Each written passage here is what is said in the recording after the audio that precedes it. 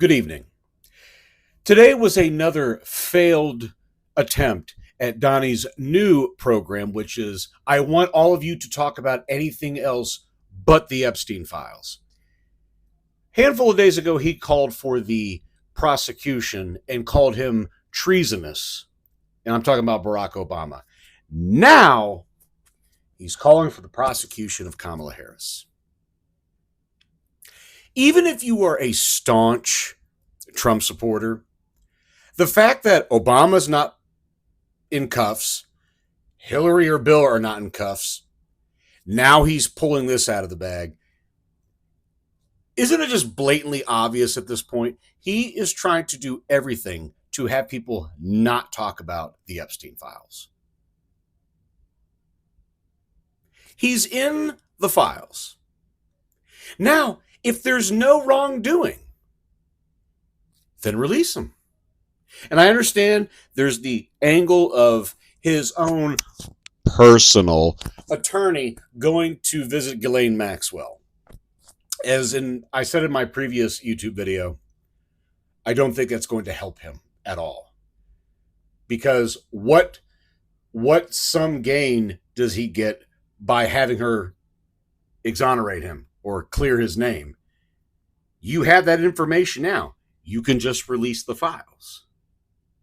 So listen to this verbal diarrhea that Trump spewed earlier tonight on Lie Social. I'm looking at the large amount of money owed by the Democrats after the presidential election and the fact that they admit to paying, probably illegally, $11 million to singer Beyonce for an endorsement she never sang, not one note, and left the stage to a booing, angry audience.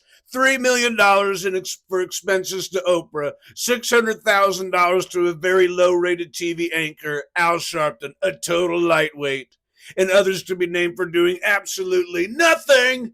These ridiculous fees were incorrectly stated in the books and records. You are not allowed to pay for an endorsement. It is totally illegal to do so. Can you imagine what would happen if politicians started paying for people to endorse them?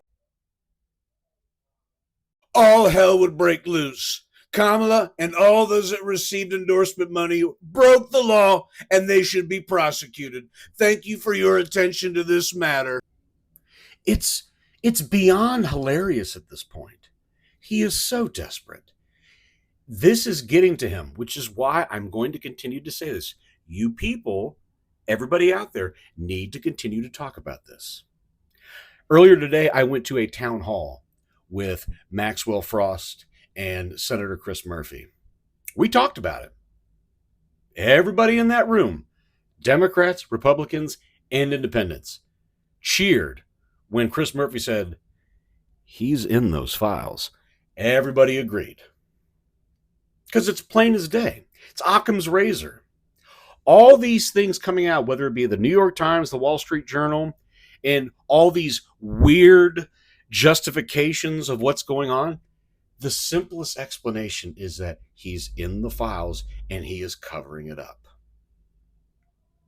So I don't know who he's going to go to next in terms of we need to arrest X, Y, and Z. The next I would definitely say would be Joe Biden. I don't want to give that guy any ideas, but that's just how he is. He's so transparent on what his shtick is. And I honestly think people are starting to catch up. The sycophants, the Kool-Aid drinkers, they're never going to leave him. And that's fine.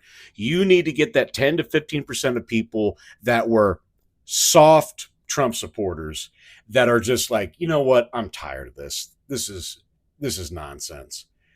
Continue to talk about this because it's getting to him and it's making him worried. Good.